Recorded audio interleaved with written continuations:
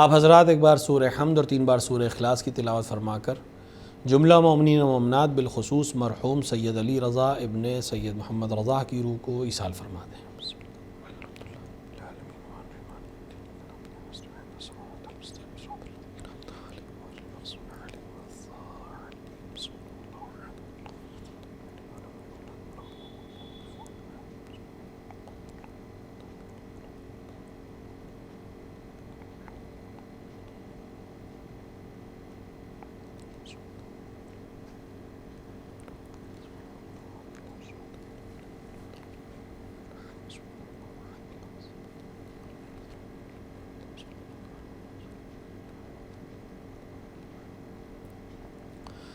رحم اللہ من قرأ الفاتحہ۔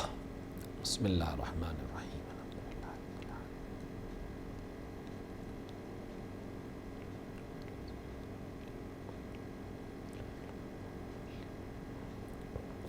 اعوذ باللہ السمیع العلیم من الشیطان اللعین الرجیم۔ بسم اللہ الرحمن الرحیم۔ الحمد للہ الذی ہدانا لہذا وما كنا لنہتدی لولا ان ہدانا اللہ لقد جاءت رسل ربنا بالحق ثم الصلاة والسلام علی سیدنا ومولانا ومولا الثقلین جد الحسن والحسین ابی القاسم مصطفیٰ محمد وَلَآلِهِ الطَّيِّبِينَ الطَّاهِرِينَ الْمَعْصُومِينَ الْمُنْتَخِبِينَ الْمَظْلُومِينَ لَا سِيَّمَا ابْنِ عَمِّهِ غالب عَلَى كُلِّ غالب مولانا علی بن ابی طالب وعلى صاحب الدعوات النبوية والصولة الحيدرية والاسمة الفاطمية والحلم الحسنية والشجاعة الحسينية والعبادة السجادية والمعاصر الباقرية والعاصار الجعفرية والعلوم الكاظمية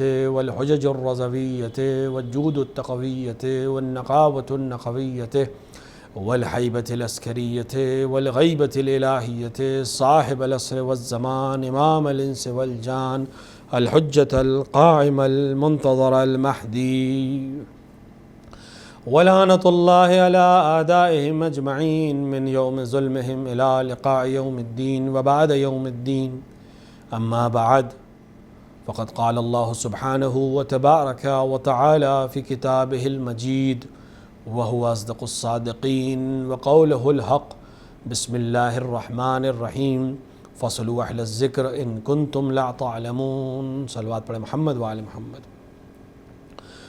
قرآن مجید میں خداوند عالم ایک اعلان کر رہا ہے، گویا ایک حکم دے رہا ہے، متوجہ کر رہا ہے۔ اے حبیب رسول اکرم کی طرف ارشاد فرما کہتا ہے کہ فصلوا اہل الذکر، کہ سوال کرو اہل ذکر سے، جاننے والوں سے، ان کنتم لا تعلمون، اگر نہیں جانتے ہو۔ یہ ایک ایسا امر ہے، یہ ایک ایسا حکم ہے، یہ ایک ایسی بات ہے جس کو ہر ذی علم ذی فہم سمجھتا ہے۔ قرآن مجید میں احکامات جو جاری ہوئے ہیں، جو حکم جاری ہوئے ہیں، بہت سے احکام کا تعلق انسان کی فقہ سے ہے، یعنی روزمرہ کی عبادات سے ہے۔ بہت سے احکامات کا تعلق معاملات سے ہے، تجارت سے ہے، عقد سے ہے، طلاق سے ہے۔ یہ جو معاملات ہم زندگی میں کرتے ہیں، خرید و فروخت اور شادی اور طلاق اور اس طرح کے معاملات، ان سے تعلق ہے۔ بہت سی چیزوں کا تعلق اصول سے ہے، یعنی اصول دین جس کو ہم توحید اور نبوت اور معاد میں بیان کرتے ہیں۔ اسی طرح بہت سے حکم قرآن میں یا بہت سی باتیں قرآن میں ایسی ہیں جو اگر صاحبان دین نہ بھی ہوں لیکن صاحبان عقل ہوں، تھوڑا سا شعور رکھتے ہوں، تھوڑی سی انسانیت رکھتے ہوں، عقل کو جانتے ہوں، سمجھتے ہوں، ایک ایسے معاشرے سے تعلق رکھتے ہیں جو تھوڑا سا سمجھدار ہے اور وہ اپنے آپ کو مہذب کہتا ہے، وہ جانتا ہے، سمجھتا ہے۔ مثلا سچ بولنا، ہر ایک جانتا ہے سچ بولنا چاہیے۔ مثلا جھوٹ نہ بولنا، ہر ایک کہتا ہے جھوٹ نہیں بولنا چاہیے۔ وعدہ خلافی نہ کرنا، وعدہ کو وفا کرنا، محبت کرنا، یہ وہ چیزیں ہیں جس کا تعلق دین سے نہیں ہے۔ یعنی اگر دین نہیں بھی کہتا تب بھی عقل رکھنے والے لوگ حتیٰ جو بے دین ہوں وہ بھی اس چیز کو ایکسیپٹ کرتے ہیں.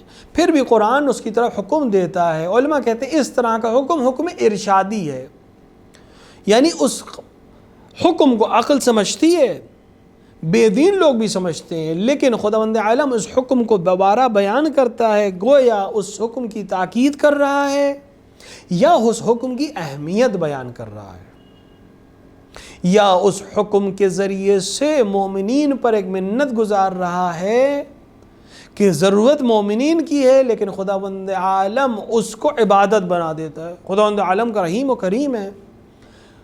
بہت سی ضرورتیں انسان کی ایسی ہیں کہ جس کا حکم نہ بھی دیا جائے تب بھی وہ ضرورتیں انسانی ہیں، کچھ نہ کچھ اسے کرنا تھا اس کے لیے.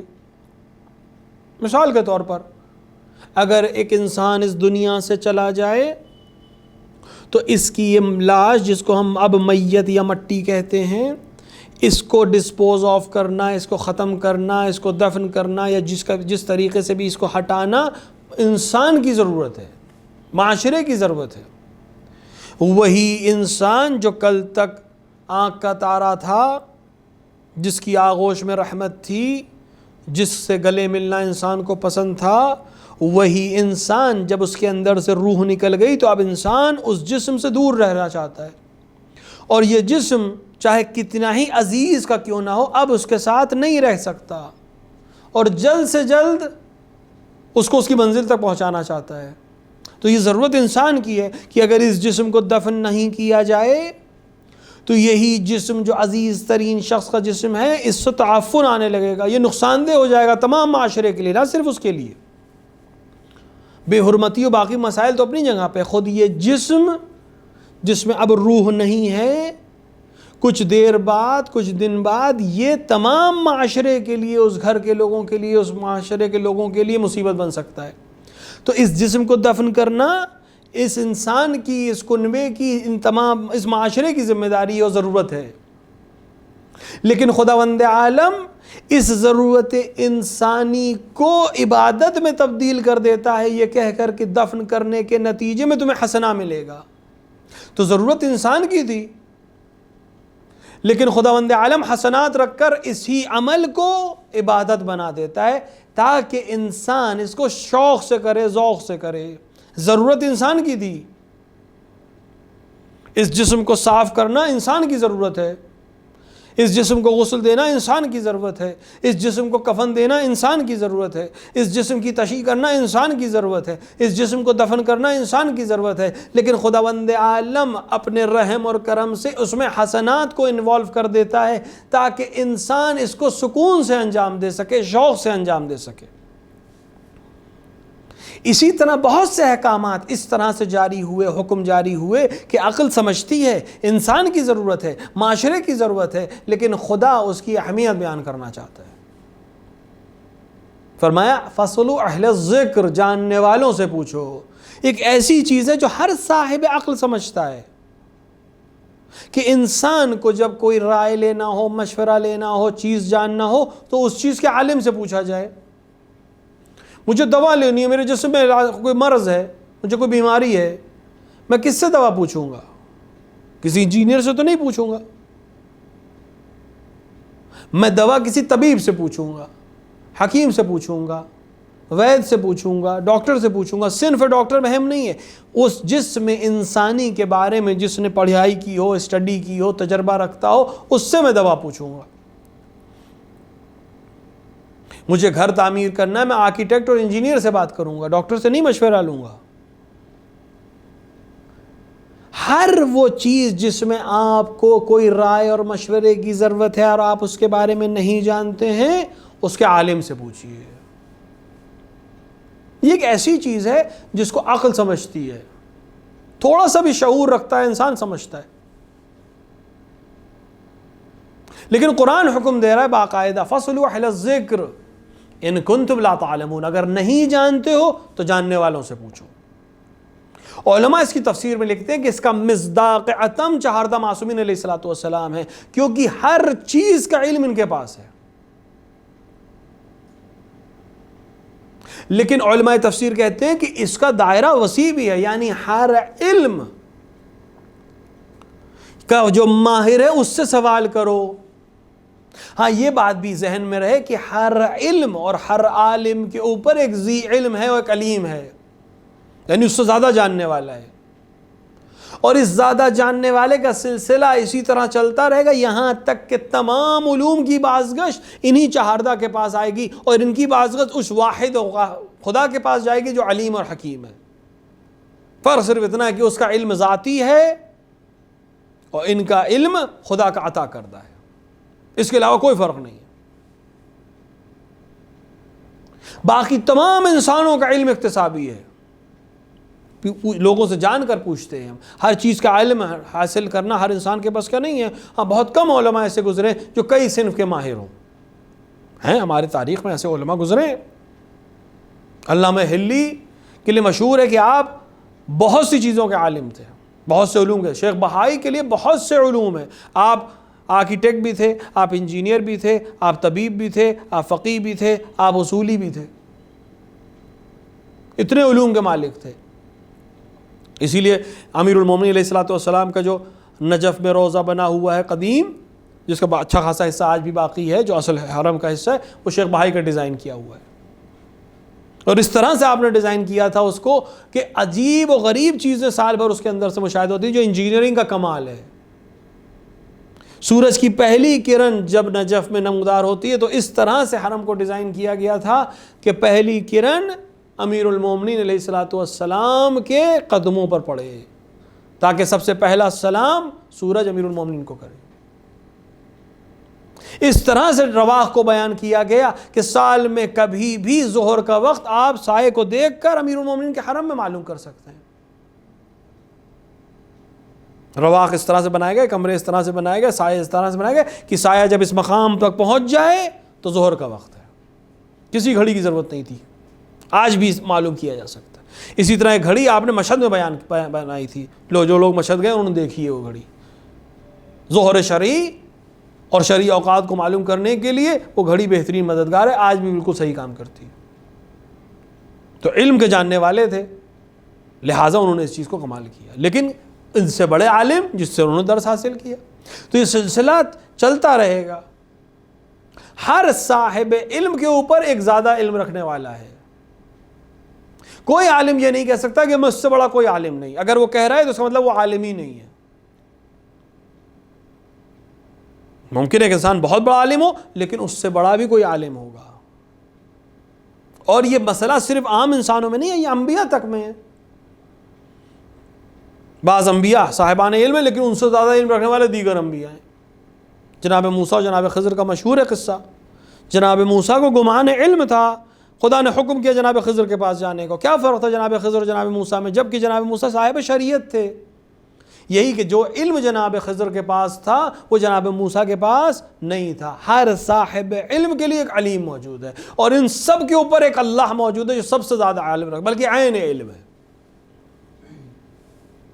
اور اس کے خاص بندے جو چہاردہ نور ہیں کہ جو عین علم ہے، نہ کہ عالم ہے، عین علم ہے۔ تو جب تمہیں کوئی مسئلہ پیش آئے تو علماء سے پوچھو، ان علماء کی تمام علوم کی بازگشت انہی کی طرف جائے گی، تمام علوم کی بازگشت انہی چہاردہ معصومین کی طرف جائے گی۔ اپنے جوانوں کے لیے اگر وہ سن رہے ہوں تو میں ان کی طرف اشارہ کرتے چلوں کہ علوم کی بازگشت چہاردہ معصومین کی طرف ہے۔ حتیٰ یہ آج میتھس جو ہم پڑھ رہے ہیں، یہ بچے اگر سن رہے ہوں، یہ میتھس میں ایک پوری صنف الجبرا کی، الجبرا کو الجبرا کیوں کہتے ہیں؟ کیونکہ اس کے موجد جس نے دنیا تک الجبرا پہنچائی وہ جابر ابن حیان ہے۔ جابر ابن حیان کون ہے؟ امام، چھٹے امام کے شاگرد ہیں، چھٹے امام نے ان کو سکھائی تھی، تعلیم دی تھی۔ یہ وہ دور تھا جب مسلمان علم حاصل کرتے تھے، اور کتنے تعصف کی بات ہے کہ جو علم مسلمانوں سے دنیا تک پہنچا آج اسی علم میں مسلمان پیچھے رہ جائیں۔ مسلمان اگر دعویٰ کرتے ہیں کہ وہ رسول کی امتی ہیں، امام کے ماننے والے ہیں، امام کے چاہنے والے، تو انہیں علم میں سب سے آگے ہونا چاہیے۔ کل دور ان کا تھا، کیوں کامیاب تھے مسلمان پوری دنیا میں؟ کیوں مسلمانوں کا نشان چاند اور ستارہ تھا؟ کیونکہ اس وقت کا سب سے بڑا علم علم نجوم تھا، مسلمان اس کے جاننے والے تھے، لہٰذا وہ نشان کے اوپر چاند اور ستارے رکھتے تھے تاکہ بیان کر سکیں کہ اس علم کے جاننے والے ہم ہیں۔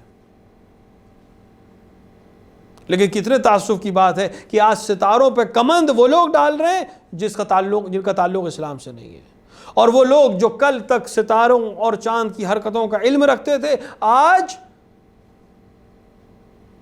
علم کے اس درجے پہ ہیں کہ کسی سے مقابلہ ہی نہیں کیا جا سکتا، یعنی اس پستی میں آ چکے ہیں۔ لہذا ضروری ہے کہ مسلمان علم حاصل کریں، اور علم سے مراد صرف علم دین نہیں ہے، ہر وہ صنف جو انسان کے کام آئے وہ علم ہے۔ تو سوال کرو اہل ذکر سے، اور ہر چیز میں سوال کرو، جس چیز کا تمہیں علم نہیں اس سے سوال کرو۔ رسول اکرم صلی اللہ علیہ وآلہ کے پاس ایک جوان آیا اور اس نے کہا یا رسول اللہ، میں ایک دعا کرنا چاہتا ہوں، اور میں چاہتا ہوں کہ اس دعا سے پہلے آپ سے اجازت طلب کروں کہ یہ دعا کروں یا نہ کروں۔ فَاسْأَلُوا أَهْلَ الذِّكْرِ إِن كُنتُمْ لَا تَعْلَمُونَ، صاحب معرفت ہے یہ شخص کہ دعا مانگنے سے پہلے بھی رسول کی خدمت میں حاضر ہو کے پوچھ رہا ہے کہ یا رسول اللہ میں یہ دعا کروں یا نہ کروں۔ یہ دعائیں جو ہم پڑھتے ہیں، کبھی دعائے کمیل پڑھتے ہیں، کبھی دعائے سماعت پڑھتے ہیں، کبھی دعائے مشلول پڑھتے ہیں، کبھی دعائے ندبہ پڑھتے ہیں، یہ دعائیں ہم کیوں پڑھتے ہیں؟ کیوں اس کا حکم دیا گیا ہے؟ دعا آپ اپنی زبان پہ بھی پڑھ سکتے ہیں، ہر وہ چیز جو دل سے نکلے اپنی زبان میں نکلے۔ خدا کو زبانوں کا محتاج نہیں ہے کہ عربی میں نہیں پڑھی گئی تو خدا نہیں سنے گا۔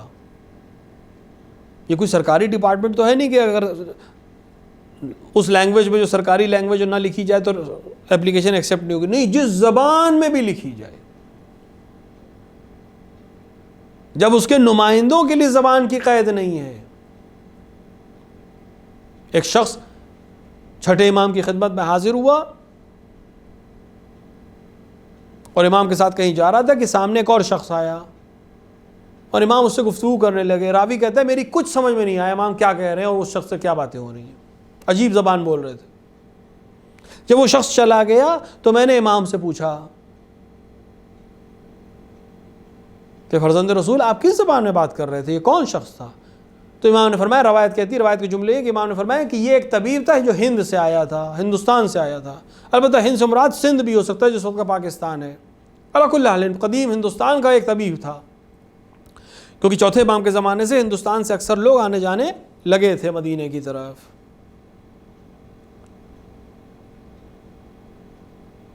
امام نے فرمایا کہ یہ اہل ہند تھا، میں اس سے ہندی زبان میں گفتگو کر رہا تھا، یعنی ہندوستان کی زبان میں۔ ممکن اس وقت وہ ہندی نہ رہی ہو جو آج بولی جاتی ہو، اس وقت کی جو بھی زبان تھی ہندوستان کی، میں اس سے گفتگو کر رہا تھا۔ اس شخص نے تعجب کیا کہ امام آپ کو یہ زبان آتی ہے؟ امام نے فرمایا کہ امام کی کم ترین نشانی یہ ہے کہ وہ بندوں سے ان کی زبان میں گفتگو کر سکے، یعنی جس زبان کا مالک آئے، جس زبان کا اہل آئے، اپنی زبان میں گفتگو کرے، امام اس کو اسی زبان میں جواب دے۔ یہ کم ترین نشانی ہے امام کی۔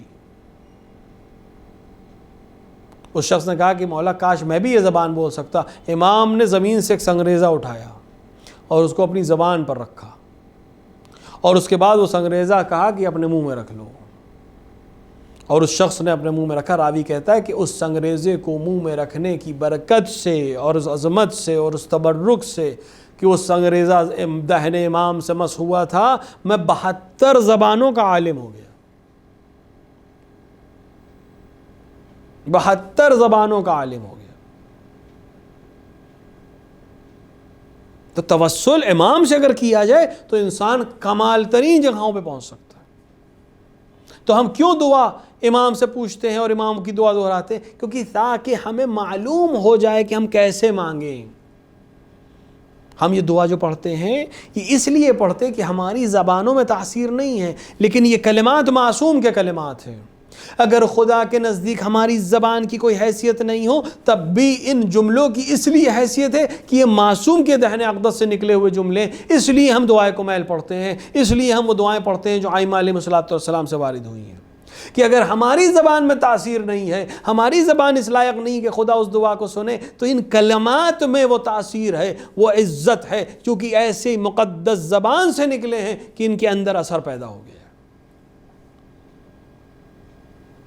اور دوسرا مسئلہ یہ ہے کہ ہمیں طریقہ دعا نہیں معلوم ہے، کیسے خطاب کریں، اس لیے معصوم کے کلمات کو دہراتے ہیں۔ اسی طرح زیارت میں بھی ہم معصومین کی زیارت معصومین کی نقل کردہ پڑھتے ہیں۔ اپنی جیب سے اگر بنائی گئی ہے زیارت تو صحیح نہیں ہے، نہیں پڑھنی چاہیے۔ معصوم نے کہا ایسے پڑھو، اس طرح سلام کرو، کیونکہ ہمیں نہیں معلوم کیسے سلام کرنا ہے، ہم اسی مقام پر بھی نہیں پہنچے، تو ہم کیسا دعویٰ کر سکتے ہیں کہ ہم سب سے بڑے عالم ہیں؟ ہمیں تو سلام کرنا بھی نہیں آتا۔ تو وہ شخص امام کے پاس، رسول اکرم کے پاس آیا کہ میں دعا کرنا چاہتا ہوں، آپ اجازت دیجیے۔ کیا دعا کرنا چاہتا ہوں؟ کہا میں تمنائے موت کرنا چاہتا ہوں۔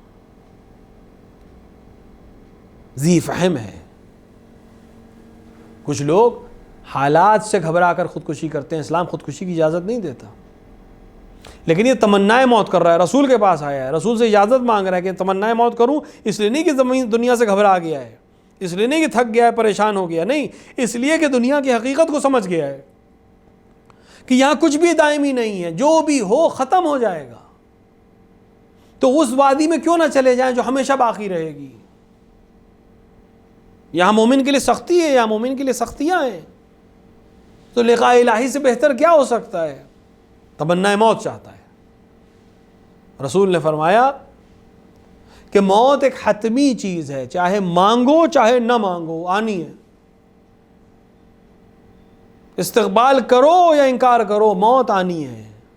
ہر ذی حیات کو موت آنی ہے۔ روایت کہتی ہے کہ ملک الموت جو روحوں کو قبض کرنے کی صلاحیت رکھتا ہے اور اللہ کی طرف سے معمول ہے، ایک فرشتہ، آخر کار یہ تمام روحوں کو قبض کر لے گا اور سب مردہ ہو جائیں گے، اور خداوند عالم پھر ملک الموت کی روح بھی قبض کر لے گا، ملک الموت کو بھی موت آ جائے گی، اور پھر اس سناٹے میں خدا آواز دے گا کہ کون رب اعلیٰ ہے، اور کسی طرف سے کوئی جواب نہیں آئے گا، ایک سناٹا، ایک ہو کا عالم ہوگا، اور پھر خدا امر کرے گا اور تمام ذی روح پھر سے زندہ ہو کر پھر صحنہ قیامت برپا ہوگا۔ تو ہر ایک کو موت آنی ہے، پیغمبر کہہ رہے ہیں ہر ایک کو موت آنی ہے، ایک ایسا امر ہے جو آج نہیں تو کل ہونا ہے، اس کو چاہے مانگو چاہے نہ مانگو، لیکن پھر بھی میں تمہیں اجازت دیتا ہوں کہ تم تمنائے موت کرو، لیکن تمنائے موت سے پہلے تمہیں ذمہ داری دے رہا ہوں کہ تم 10 افراد کو تحفہ بھیجو، اور جب ان کو تحفہ بھیج لو اور یقین ہو جائے کہ تحفہ ان تک پہنچ گیا ہے، تب تمنائے موت کرو۔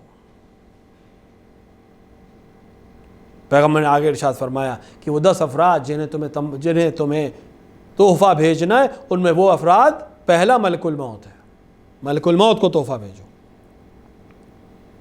دوسرا تحفہ قبر کو بھیجو، تیسرا اور چوتھا تحفہ منکر اور نکیر کو بھیجو جو قبر میں آ کر سوال و جواب کریں گے، پانچواں تحفہ برزخ کو بھیجو کہ ایک طویل مدت ہے وہاں رہنا ہے،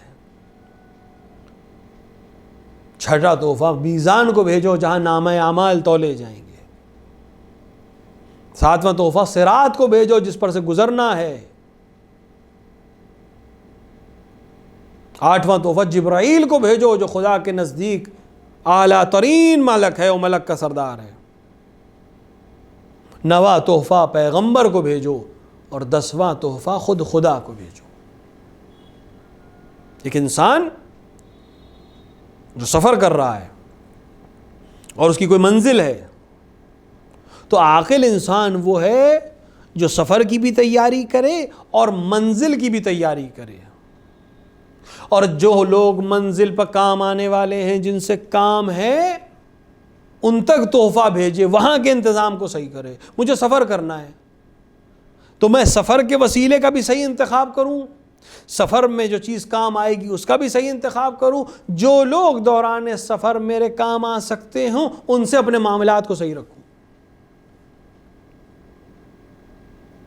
اگر یہ کام کروں گا تو میرا سفر بھی کامیاب رہے گا اور میں منزل پہ پہنچنے کے بعد بھی سکون سے رہوں گا کہ وہاں جن لوگوں کے ہاتھ میں اختیار ہے ان تک میرا تحفہ پہنچ چکا ہے اور اس تحفے کے نتیجے میں وہ میرا ساتھ دیں گے۔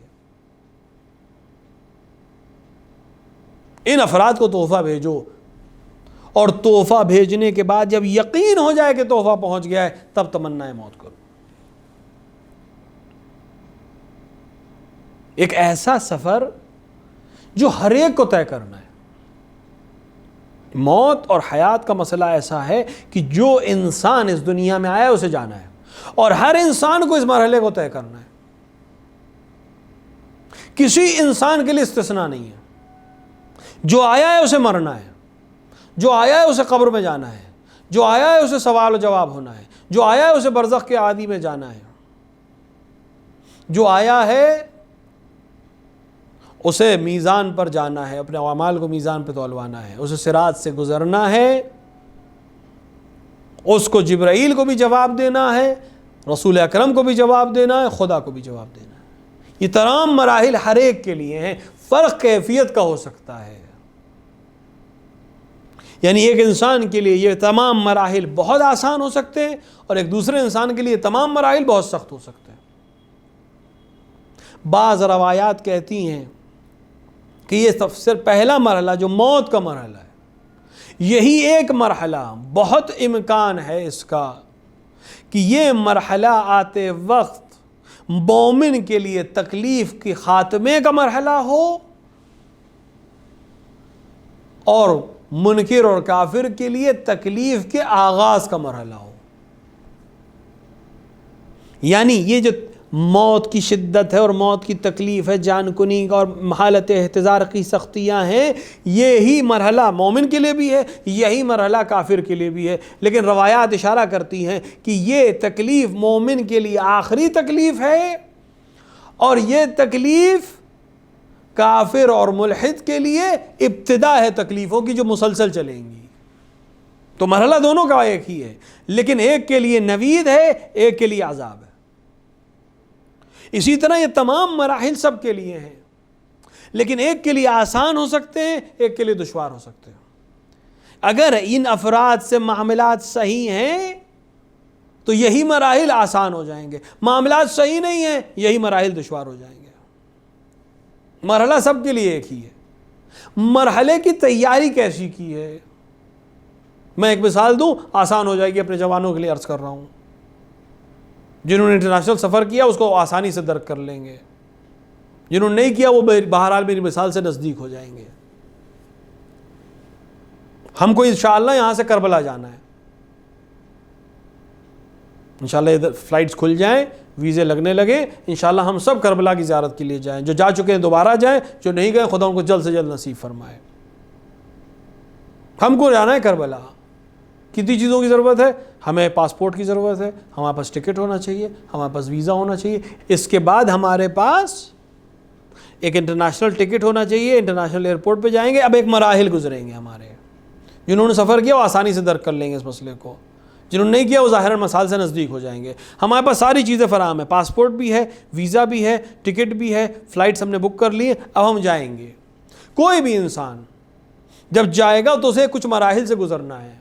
جیسے وہ ایئرپورٹ پہنچے گا سب سے پہلے سیکیورٹی گارڈ چیک کرے گا کہ اس کے پاس پاسپورٹ ہے، اسی کا پاسپورٹ ہے یا نہیں، ٹکٹ اس کے پاس ہے یا نہیں، یہ فلائٹ آج ہی کی ہے کہ نہیں۔ اگر یہ سب میچ کر جائے گا تو اسے اندر جانے دے گا۔ اندر جانے کے بعد یہ شخص سب سے پہلے ایئر لائنس کے کاؤنٹر پہ جائے گا، وہ اس کا ٹکٹ میچ کریں گے، اس کے پاسپورٹ کو میچ کریں گے، اس کے ویزے کو میچ کریں گے، اس کا لگیج لے لیں گے اور اس کو ایک بورڈنگ کارڈ ایشو کر دیں گے کہ آپ حق رکھتے ہیں اس فلائٹ پہ بیٹھنے کا۔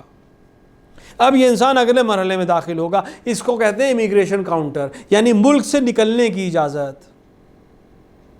اگر اس کے پاسپورٹ کے اوپر کوئی پرابلم نہیں ہے تو وہ ویزے کو چیک کر کے آپ کے پاسپورٹ کو چیک کرے، امیگریشن کاؤنٹر ایک مہر لگا دے گا، آپ اس ملک سے باہر جانے کی اجازت مل گئی ہے۔ اگر نہیں ہے، امیگریشن کلیئرنس میں کوئی پرابلم ہے تو امیگریشن آفیسر اس کو حل کرے گا، اگر حل ہو گیا تو یہ جا سکتا ہے، حل نہیں ہوا تو نہیں جا سکتا۔ ویزا ہے، ٹکٹ ہے، پاسپورٹ ہے، سب کچھ ہے، لیکن امیگریشن کاؤنٹر نے اگر اجازت نہیں دی نہیں جا سکتا۔ اس کے بعد یہ آگے جائے گا، سیکیورٹی سسٹم پہ جائے گا، یہ دوسری سیکیورٹی ہے. یہ آپ کو بھی چیک کرے گی, آپ کے سامان کو بھی چیک کرے گی جو آپ فلائٹ پہ لے کے جا رہے ہیں. اور ایک لمبی فہرست کے بعد جب آپ پہنچیں گے, ایک لمبی صف کے بعد آپ کی اسکیننگ ہوگی, سامان کی اسکیننگ ہوگی. ممکن ہے کسی سامان کو روک دے, لکوڈ نہیں جا سکتا, گیس لائٹرز نہیں جا سکتے, لائٹرز نہیں جا سکتی, گن نہیں جا سکتی, ایکسپلوزیوز نہیں جا سکتے, ان کو روک دیا جائے گا. سامان یا واپس کر دیا جائے گا, یا ہٹا دیا جائے گا, یا خاص ڈپارٹمنٹ کے حوالے کر دیا جائے گا کہ وہ آپ کو وہاں مل جائے گا. اس کے بعد آپ ویٹنگ ایریا میں پہنچیں گے.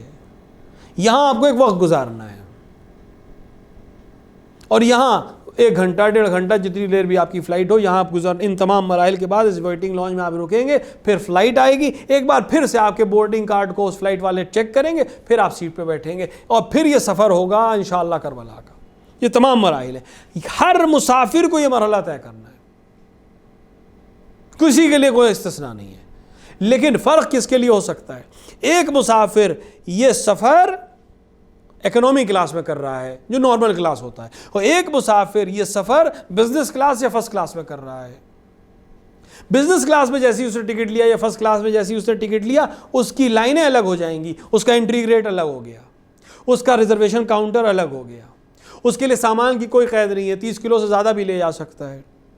جب وہ امیگریشن لائن میں جائے گا تو اس کی لائن الگ ہوگی, ادھر بہت بھیڑ ہے, ادھر کچھ ہی لوگ ہیں. جب وہ سیکیورٹی لائن میں جائے گا اس کے لیے آسانی ہو جائے گی. ویٹنگ لانچ میں اس کے لیے بہت سے آسانیاں ہیں, کیونکہ ویٹنگ لانچ میں اس کے لیے الگ الگ لانچ ہے باقاعدہ. وہ جا کے وہاں آرام کرے گا, کھائے گا, پیے گا, انٹرٹینمنٹ کرے گا. یہ 1.5 گھنٹے 2 گھنٹے جو دوسرا شخص اکنامی کلاس والا شخص ٹہل کے گزار رہا ہے کہ بیٹھنے کی جگہ نہیں ہے, یہ آرام سے سکون سے شاور لیتے ہوئے انٹرٹینمنٹ کرتے ہوئے گزار دے گا. اس کو پتہ بھی نہیں چلے گا کب 2 گھنٹے ختم ہو گئے. یہاں تک کہ خود فلائٹ والے اس کو لے کے سب سے پہلے فلائٹ میں سوار کریں گے. تو دونوں کا مقصد ایک ہے, دونوں کے مراحل بھی ایک ہیں, لیکن ایک نے اکنامی کلاس کی تیاری کی ہے, ایک نے فرسٹ کلاس کی اور بزنس کلاس کی تیاری کی ہے. دونوں کے مراحل ایک ہیں, لیکن دونوں کے لیے مراحل سے گزرنے میں بہت فرق ہے. ایک آسانی سے گزر جائے گا, ایک سختیوں سے گزرے گا. روایت کہتی ہے کہ مومن جب برزخ سے قیامت میں لائے جائیں گے تو 1000 برس کے بعد جو مومن برزخ میں 1000 برس کی عمر جس نے برزخ میں گزار دی ہوگی, جب وہ صحنہ محشر میں لایا جائے گا, ایک دوسرے سے سوال کریں گے کہ کتنی دیر ہم برزخ میں تھے, تو سب کہیں گے ایک دوسرے سے کہ 1 دن یا کچھ گھنٹے. ہزاروں برس سے تھے. لیکن اس کے لیے اس مرحلے کو اتنا آسان کر دیا جائے گا کہ یہ 1000 برس اس کو کچھ دن یا کچھ گھنٹے لگیں گے. جیسے اصحاب کہف کے قصے میں ہے کہ 300 سال سے زیادہ سوئے تھے, لیکن اٹھنے کے بعد ایک دوسرے سے یہی کہہ رہے تھے کہ شاید 1 دن یا اس سے زیادہ سوئے ہوں گے, اور آج تک سو رہے ہیں. اور جب اٹھیں گے تو یہی کیفیت ہوگی.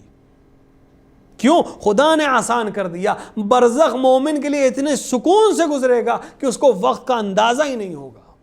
روزمرہ میں ہمارے ساتھ یہی ہوتا ہے. اگر ہم خوشی کے عالم میں ہوتے ہیں, اگر ہمارے اطراف وہ لوگ ہوتے ہیں جن کو ہم پسند کرتے ہیں, وہ باتیں ہو رہی ہوتی ہیں جنہیں ہم پسند کرتے ہیں, ہمیں پتہ بھی نہیں چلتا کہ کئی گھنٹے گزر گئے. اور اگر ہم کیفیت میں نہیں ہوتے ہیں, ہم اضطراب میں ہوتے ہیں, تو ایک ایک منٹ صدی کے برابر لگتا ہے. کیفیت موت کی اور برزخ کی بھی یہی ہے. مومن کے لیے برزخ کی کیفیت یہ ہے کہ جب وہ بلایا جائے گا صحنہ محشر میں تو اس کو یہ 1000 برس بھی 1 دن لگے گا, اور کافر کے لیے ہر آن 1000 برس کے برابر ہوگی. تو معاملہ یہ ہے کہ یہ سفر جو ہم نے ابھی مثال دی بالکل ایسے ہی موت کا سفر ہے, بالکل ایسے ہی برزخ کا سفر ہے, بالکل ایسے ہی یہ تمام مراحل ہے جو ملک الموت کی روح قبض کرنے سے لے کے صحنہ محشر تک کے ہیں. تیاری کس نے کیسی کی ہے؟ اگر مومن اور ایمان کے ساتھ تیاری کی ہے, یہ مراحل آسان ہوتے چلے جائیں گے. اگر بغیر ایمان کے تیاری کی ہے, بغیر اہل بیت کے تیاری کی ہے, تو ہر مرحلہ دشوار ہوتا چلا جائے گا. رسول اکرم کہہ رہے ہیں یہ 10 لوگوں کو تحفے بھیجو, پھر تمنائے موت کرو, تاکہ یہ مراحل آسان ہو جائیں. جس نے موت کو تحفہ بھیج دیا, جس نے قبر کو تحفہ بھیج دیا, جس نے منکر اور نکیر کو تحفہ بھیج دیا, جس نے میزان کو تحفہ بھیج دیا, جس نے برزخ کو تحفہ بھیج دیا, جس نے جبرائیل اور رسول اکرم اور اللہ کو تحفہ بھیج دیا, اس کے مراحل آسان ہیں. ایک مومن کے اصال ثواب کی 40 کے عنوان سے مجلس ہے.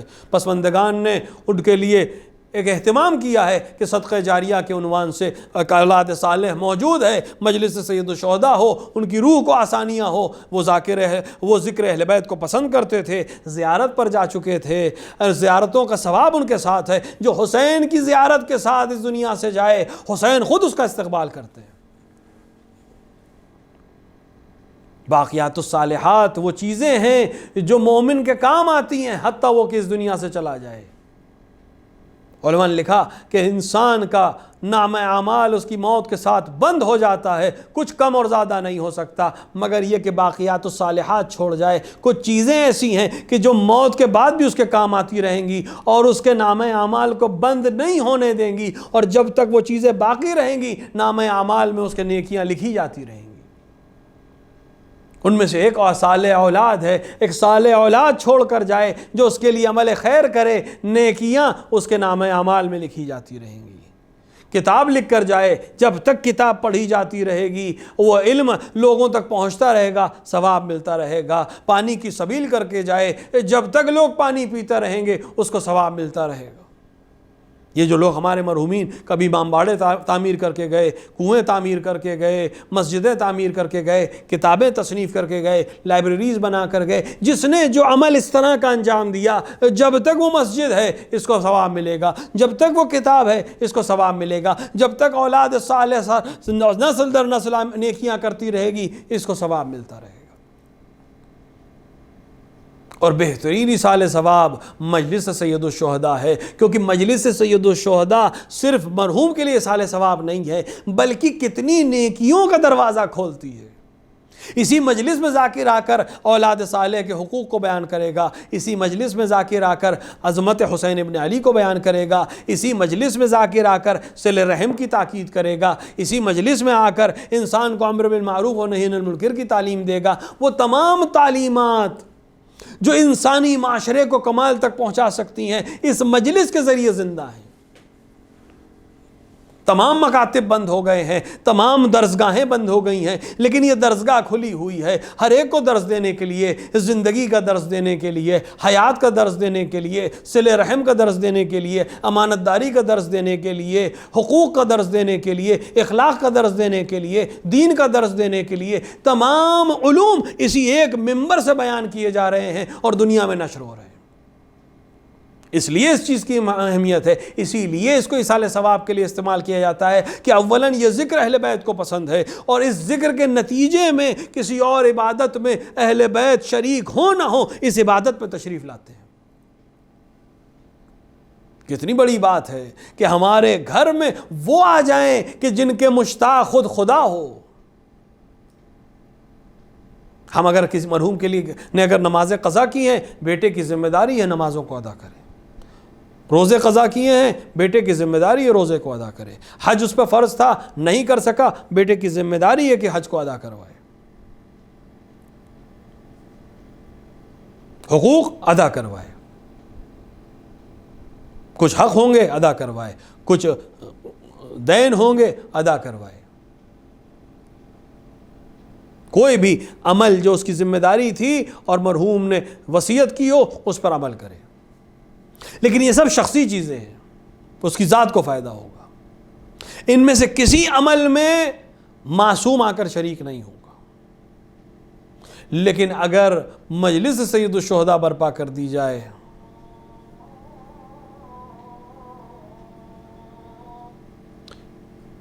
لیکن اگر مجلس سید الشہداء برپا کر دی جائے تو خود معصوم نے فرمایا جہاں میرے جد کی مجلس ہوگی ہم ضرور آئیں گے۔ کسی مرحلے میں معصوم کے آنے کی ذمہ داری نہیں ہے، لیکن ذکر حسین میں معصوم تشریف لاتے ہیں، صدیقہ طاہرہ سلام اللہ علیہا تشریف لاتی ہیں۔ اس سے بڑھ کر ایصال ثواب کیا ہوگا کہ کسی کے نام پر ایک محفل سجائی جائے، اس کے لیے لوگ قرآن کی تلاوت کریں، اس کے لیے لوگ آ کر سوروں کی تلاوت کریں، اور اس کے نام پر ایک ایسی محفل سجائی جائے، ایک ایسی مجلس برپا کی جائے جس میں معصوم تشریف لے کر آئیں۔ مرحوم کے پسماندگان کو خدا صبر عطا فرمائے، بے شک جانے والے کے لیے مراحل آسان ہو جاتے ہیں، رہ جانے والوں کے لیے سختیاں ہیں، یادیں رہ جاتی ہیں، اس کی یاد رہ جاتی ہے، اس کی باتیں رہ جاتی ہیں، لیکن بہرحال ایک سکون ہے کہ ہم اس کے لیے ایصال ثواب بھی کر رہے ہیں، ہم اس کے لیے یاد بھی کر رہے ہیں، ہم اس کے لیے قرآن بھی پڑھ رہے ہیں، ہم نے عزت و احترام سے اس کو دفن بھی کر دیا ہے، ہم اس کی قبر پہ بھی جا سکتے ہیں، ہم فاتحہ بھی پڑھ سکتے ہیں، اگر کسی وجہ سے قبر پہ نہیں جا سکتے دور سے فاتحہ پڑھ سکتے ہیں، اطمینان ہے کہ اس کی قبر موجود ہے، اطمینان ہے کہ کوئی پریشان کرنے والا نہیں ہے، اطمینان ہے کہ قبر پہ کوئی جانے سے روکنے والا نہیں ہے۔ لیکن جس مراحل، جس گھر سے یہ چیزیں ہم تک پہنچی، عجیب عالم ہے کہ کبھی ان کے جسم کو اذیت کی جاتی ہے، کبھی قبر کو اذیت کی جاتی ہے، دشمنوں نے کبھی جسم کے اوپر تیر چلائے ہیں، کبھی جنازے پہ تیر چلائے ہیں، اور یہاں پر اکتفا نہیں کیا، مزاروں کو ڈھا دیا گیا ہے، نشانیوں کو مٹانے کی کوشش کی ہے کہ ایک قبر زہرا پر چراغ جلانے والا بھی موجود نہیں، قبر حسن پہ چراغ بھی موجود نہیں، قبر زین العابدین پر چراغ جلانے والے کو جانے کی اجازت نہیں۔ اجرکم اللہ، ہم معصومین کے صرف جسم پر اذیت نہیں گئی، ان کے موت کے بعد اور اس مراحل کے بعد بھی دشمنوں کا ظلم آج تک جاری ہے۔ مرحوم زائر حسین ابن علی تھے، مرحوم نے زیارت کی تھی، اس زیارت کا اجر وہ اس دنیا میں دیکھ رہے ہوں گے۔ جس نے حسین کی زیارت کی، حسین اس کی زیارت کے لیے ضرور آتے ہیں، لیکن حسین جس مراحل سے گزرے ہیں کاش کوئی انسان اسے درک کر پاتا۔ وہ حسین جس کا عظیم الشان روضہ کربلا میں موجود ہے کہ خدا ہم سب کو جانے کی توفیق عطا فرمائے۔ یہ روضہ جس مقام پر موجود ہے، ایک دن وہ بھی تھا جب اس مقام پر حسین اکیلے کھڑے تھے، صرف 70-72 سپاہی تھے، اور حسین کے سامنے ہزاروں کا ایک لشکر کھڑا تھا، اور حسین نے اس دن کو ایسا سرخرو کیا اور ان 72 نے ایسا اپنے آپ کو حسین سے آمیختہ کیا کہ صبح قیامت تک کے لیے علیہم السلام بن گئے۔ لیکن حسین نے مراحل کیسے گزارے ہیں؟ روایت کہتی ہے کہ حسین کے جانثار جیسے جیسے اس دنیا سے جا رہے تھے، جیسے جیسے قربانی پیش کر رہے تھے، حسین کے چہرے پر تازگی بڑھتی جا رہی تھی، اور عصر عاشور حسین کا چہرہ ایک سرخ گلاب کی طرح کھل چکا تھا۔ لیکن 2 مرحلے ایسے ہیں جہاں حسین کے چہرے پر ایک بار کرب کی کیفیت طاری ہوئی۔ ایک مرحلہ وہ ہے جب بچپن کے دوست حبیب ابن مظاہر نے جانکنی کے عالم میں پکارا تھا، ہاں حسین کے چہرے کے اوپر شکستگی کے آثار نمودار ہوئے تھے۔ اور دوسرا مرحلہ وہ تھا جب برابر کے بھائی نے آواز دی تھی، آقا غلام کی خبر لیجئے۔ یہاں پر حسین کے چہرے پر صرف شکست کے آثار نمودار نہیں ہوئے، بلکہ حسین نے کمر کو تھام کر کہا، الان قد کسرا ظہری، اے عباس تمہارے جانے کے بعد میری کمر ٹوٹ گئی۔ اجرکم اللہ، ہاں ابو الفضل العباس اس ذات کا نام ہے جو حسین کے لیے ڈھارس ہے۔ ہو عباس کہ جس کے جانے سے حسین فرما رہے ہیں میری کمر ٹوٹ گئی۔ حسین نے حبیب کے جانے پر زبان سے کوئی شکوہ نہیں کیا، صرف چہرے پہ آثار آئے تھے، لیکن عباس کا جانا اتنا سخت تھا کہ کمر کو تھام کر کہا، اے بھیا تمہارے جانے سے کمر ٹوٹ گئی۔ اس کے بعد ایک مرثیہ پڑھا، اے عباس تمہارے جانے کے بعد اب وہ آنکھیں ہمیشہ جاگتی رہیں گی جو تمہارے وجود سے سکون سے سوتی تھی، اور دشمن اب آرام سے سو جائے گا کہ اسے تمہارا خوف نہیں رہا۔ ہاں یہی وجہ ہے کہ عباس کے جنازے پر حسین جب پہنچے ہیں، ایک بار بھائی کی چہرے کو دیکھا، شکستہ خوردہ چہرہ، سر پہ گرز لگا ہے، آنکھوں میں خون اترا ہے، دوسری آنکھ میں تیر پیوست ہے، بازو کٹ چکے ہیں۔ ہاں اس شکستہ جسم کو دیکھنے کے بعد ایک بار چاہا کہ سر کو اپنی آغوش میں رکھ لیں۔ ابو الفضل العباس کو بوئے امامت محسوس ہوئی، ایک بار فرمایا، آقا میری ایک آخری تمنا پوری کر دیں، دنیا میں جب آیا تھا آپ کے چہرے کی زیارت کی تھی، اس دنیا سے جاتے وقت آپ کے رخ انور کی زیارت کرنا چاہتا ہوں۔ کہا عباس پاس میں موجود ہوں، اپنی آنکھوں کو کھولو۔ کہا آقا ایک آنکھ میں تیر پیوست ہے، دوسری میں خون اتر آیا ہے، اگر میرے ہاتھ سلامت ہوتے میں یہ زحمت آپ کو نہ دیتا، لیکن آقا میرے ہاتھ کٹ چکے ہیں، آپ اگر اس خون کو صاف کر دیں میں رخ انور کی زیارت کر لوں۔ آنکھوں سے خون ہٹایا، بھائی نے بھائی کے چہرے کو دیکھا، ایک آنکھ کھینچی، آقا ایک اور وصیت ہے، میرے جنازے کو خیمے میں مت لے جائیے گا،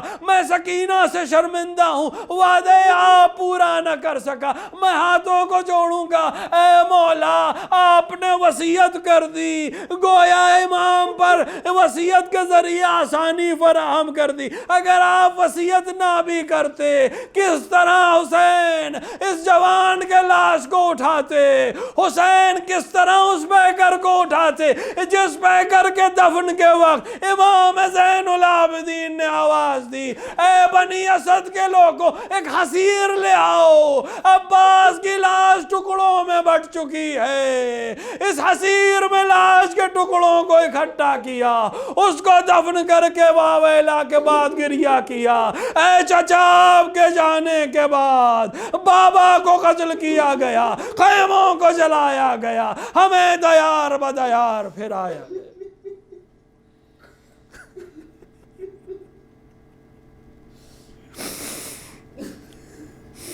وَسَيَعْلَمُ الَّذِينَ ظَلَمُوا أَيَّ مُنْقَلِبٍ يَنْقَلِبُونَ إِنَّا لِلَّهِ وَإِنَّا إِلَيْهِ رَاجِعُونَ رِضًا بِقَضَائِهِ وَتَسْلِيمًا لِعَمْرِهِ۔ خدایا ہمارے اس مختصر عمل کو قبول فرما، ہمارے درمیان جو حاجت مند ہیں ان کی حاجتوں کو پورا فرما، جو بیمار ہیں شفاء کاملہ و عاجلہ عطا فرما۔ خدایا اس مجلس کا ثواب مرحوم کے نام اعمال میں ثبت فرما، خدایا ان کے بعض بندگان کو صبر جمیل عطا فرما۔ خدایا تجھے واسطہ حسین ابن علی کا، تجھے واسطہ باب الحوائج ابو الفضل عباس کا، یہ بلا جو دنیا میں آئی ہوئی ہے اس سے جلد سے جلد نابود فرما، مومنین و مومنات کی حفاظت فرما، خدایا ہمارے علماء کی حفاظت فرما، خدایا اتباعِ عالیات حسن عراق اور شام کی حفاظت فرما، اس زندگی میں قبور اطہر کی زیارت اور آخرت میں ان کی شفاعت سے بہرہ مند فرما۔ خدایا تجھے واسطہ مولا ابو الفضل عباس کے اس شکستہ سر کا، تجھے واسطہ ان کٹے ہوئے بازوؤں کا، منتقم کربلا کے ظہور میں تعجیل فرما۔ خدایا اندر ظہور اپنے امام کو پہچاننے ان کی نصرت کرنے کی توفیق عطا فرما۔ ربنا تقبل منا انک انت السمیع الدعاء۔ آپ حضرات ایک بار سورہ حمد اور 3 بار سورہ اخلاص کی تلاوت فرما کر جملہ مومنین و مومنات بالخصوص مرحوم سید علی رضا ابن سید محمد رضا کی روح کو ایصال فرما دیں۔